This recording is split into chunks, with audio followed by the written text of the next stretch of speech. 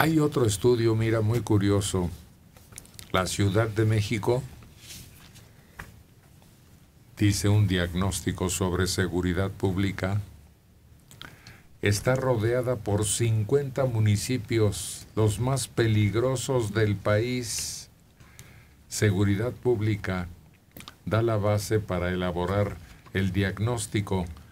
Se cometen 1 de cada 10 homicidios en el país, 1 de cada 5 secuestros, 1 de cada 2 robos de autos con violencia y 1 de cada 5 robos de autos sin violencia.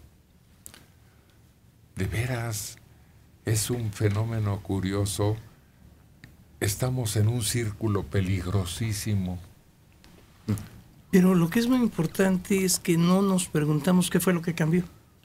Porque México no siempre fue así. México tenía un tipo de delincuente mucho más ligero, mucho menos peligroso hace 70 años que ahora.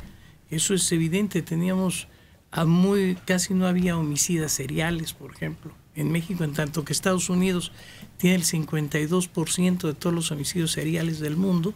México no los tenía. ¿Por qué no nos preguntamos qué fue lo que cambió en los últimos 30 años que determinó el disparo brutal que vivimos ahorita de la delincuencia? ¿Qué fue lo que pasó? En primera, hay sobre todo, y eso es muy importante, no hay inversión en educación. Bajó muchísimo la inversión en educación. Si uno va a la universidad, por ejemplo, es muy simpático que hasta las ardillas son distintas. Uno llega a la universidad, camina, las ardillas están acercándose a la gente porque nadie es agresivo ahí, porque hay educación.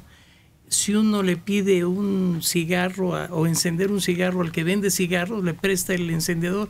Si uno sale de la universidad, dice, no, si no me compra no le presto el encendedor. Cambia todo absolutamente con educación. Y eso fue lo que determinó la merma en ingreso de educación, entre otros factores, y otra cosa terrible, la enorme desigualdad social que se está viviendo ahorita. Yo creo que esos fueron determinantes para el incremento de la criminalidad. Antes no había esta criminalidad en México. ¿Eso y eso es quiere importante decir que vivimos entre salvajes? Pues sí. Y apoyando esa idea, tan solo el ver cómo funcionan ahora las familias.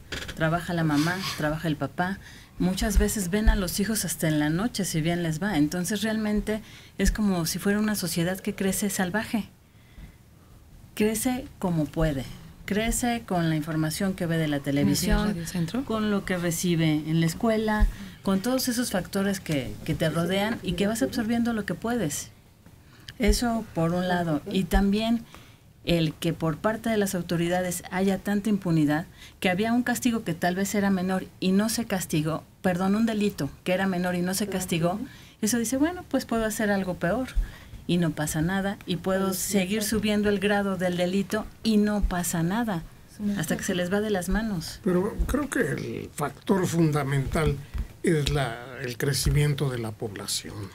Estamos tratando de comparar ciudades de 3, 4 millones de habitantes con megalópolis de más de 20 millones de habitantes, con problemas de tránsito y de traslado y de mala distribución del empleo, que obliga a la mitad de la población a trasladarse más de 20 kilómetros. Es terrible. Los sociólogos justifican ese comportamiento por el hacinamiento. Antes los departamentos, las casas tenían mayores espacios. Ahora, en el mismo espacio donde antes vivía una familia, viven 4, 5 o 6. Entonces todo eso va generando enojo, va generando rabia en el ser humano. Puede tener los satisfactores, puede tener coche, puede tener un ingreso que le permita sacar los gastos diarios, no vivir con lujos. Pero ese hacinamiento de las unidades habitacionales, de los departamentos actuales, impide que el hombre se sienta libre y se enoja con todo su entorno. Me estás recordando el experimento de los ratones. Exactamente lo que en los laboratorios se mostraba está ocurriendo ya. Entonces, ¿por qué China no tiene los altos índices delictivos que tenemos nosotros y ellos están más hacinados? La cuarta parte de la población mundial es China. ¿Y por qué ellos no tienen esos índices? Porque ellos no toleran bromas, como diría Jardiel Ponce. Claro. No, matan a los delincuentes, además usan sus partes como repuestos médicos. ¿Cómo se llama? Y tienen más amplitud de territorio. Tienen mayor territorio. Sí, inmenso. Inmenso el territorio, aunque todos estén pegados en una ciudad, el territorio es inmenso, pero es que ahí la autoridad se cumple. No la autoridad, la ley. La ley. Sobre todo, no la ley, la justicia. Aquí están hablando de cosas muy distintas, porque cuando hablan de educación, ¿de qué educación me están hablando? La universidad o la casa son cosas completamente distintas. Ahí parte la esencia. La educación en China, desde la casa, es radical. Los papás no toleran bromas de los niños. No tiene que ver, yo nunca he creído con que el papá salga o la mamá salga a trabajar todo el día. Yo he visto muchos hogares exitosos con una mamá que trabaja todo el día, pero que no permite bromas. Son más tradicionales los chinos. Exacto. Respetan su cultura. No viven en el pasado, pensando, nuestros ancestros eran mejores, sino aceptan lo que son, con todo lo que eran, y lo complementan en una cultura muy rica. Aquí el problema de la educación es que nada más alecciona, no educa. Yo había escuchado que también la inmigración tiene mucho que ver. Finalmente, porque de todos esos factores los vivimos en México y en muchas zonas de Centro y Sudamérica, ¿no? Que vienen con ese enojo, con ese resentimiento social y al final paran en otros sitios que son ajenos y lo que no pueden hacer en su lugar de origen lo hacen en otros. Y para empeorar las cosas, México es como el filtro a donde todos quieren pasar, ¿no? O deben de pasar para llegar a Estados Unidos. Y aquí se agrava porque no hay un arraigo. Hay mucho delincuente y bueno, se ha visto con esos grupos tan marcados, física, mental y de todas formas, como los de la Mara, los del Barrio 3 y demás, que son tan violentos y que van y hacen en otros sitios atrocidades porque no tienen ningún arraigo, no hay ningún respeto, no hay el que, bueno, pues son de mi pueblo, son de mi colonia, son como mi mamá, o le encuentran un parecido a su cultura. No, o sea, están totalmente desarraigados de todo y no les importa y actúan brutalmente. No, porque esos son grupos muy pequeños. Y claro, pues son pequeños grupos violentos. Las ciudades más ricas son las que son cosmopolitas, las que están, sobre todo en las universidades es donde se desarrolla eso, donde tienen maestros de todo el mundo, son donde se dan las generaciones más exitosas. Por eso Estados Unidos es tan exitoso, porque está rodeado de italianos, franceses, ingleses, de todo el mundo, holandeses, qué sé yo. Y se da una riqueza cultural y de ideas que no se da en otros lugares. Los lugares que aceptan gente de todo el mundo siempre sobresalen económicamente. Y luego las universidades en Estados Unidos buscan gente de fuera con capacidad. Mandan de estos exploradores, pues, scouts a buscar la gente de mayor calificación en cada lugar y se los llevan, les ofrecen becas en universidades que van desde Harvard a muchas otras, Princeton, de las principales, y les pagan el estudio. Profesor Daniels, como siempre se atacan las consecuencias y no las causas. El problema no es la gran población, es la mala situación económica en que se tiene al trabajador. Pues sí, no alcanza para nada y la inflación, por lenta que venga, sigue avanzando. Pero sin embargo, es curioso porque tú ves los índices de felicidad, hace poquito lo platicaba Ernesto Villanueva, y México siempre gana. Somos el país más fregado y sin embargo somos el más feliz.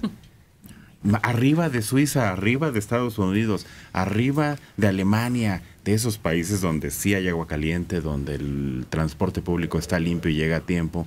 Nosotros somos más felices. ¿Por qué? Porque somos muy mentirosos y nadie niega ser feliz. Exactamente, eso es lo que nosotros siempre decimos, que eres feliz, pues si soy feliz. Es que es una simple pregunta la que le hacen. Ahora, creo que actualmente el país con más índice de felicidad es Noruega, donde existe en efecto un nivel de vida muy alto, y parece ser que en el último quedó en el último rating, quedó como el más feliz del mundo, Noruega. Es que hay un elemento exclusivo de México y tal vez de Latinoamérica, que es la pachanga. Ellos no hacen pachangas. De veras, Sí, hacen fiestas de cumpleaños y apagan pastelito y se van a su casa. Y aquí vivimos la pachanga, sobre todo entre la clase trabajadora y todo eso. Entonces eso nos da la impresión de que estamos felices. Vemos a los amigos, tomamos, nos escapamos, nos vamos vivimos adecuadamente de acuerdo con los índices de lo que define la felicidad. Por eso hay esa respuesta aparentemente paradójica, ¿no? ¿Cómo puedes ser feliz si te estás muriendo de hambre? Porque también nos conformamos con poco.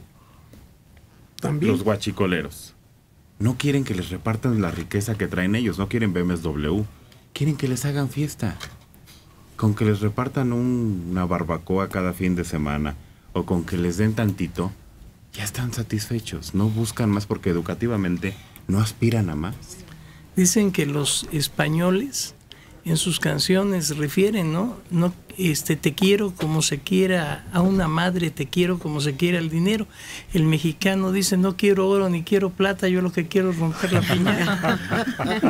Pero lo que es más interesante es que la fiesta en nuestra cultura cumple una función social importantísima. Yo en el despacho tenía una abogada que era de una comunidad indígena y me decía, tal día no vengo porque yo tengo la mayordomía de la fiesta de mi pueblo, y si no voy y llevo la organización de la fiesta puedo llegar al ostracismo, no me vuelve a hablar nadie en mi pueblo, es una cosa terrible, y eso trae una enorme solidaridad social, que eso es muy importante sociológicamente. Lo describe la marquesa aquella en sus cartas. Es un análisis de nuestro comportamiento hospitalario, generoso y feliz en el fondo, muy feliz.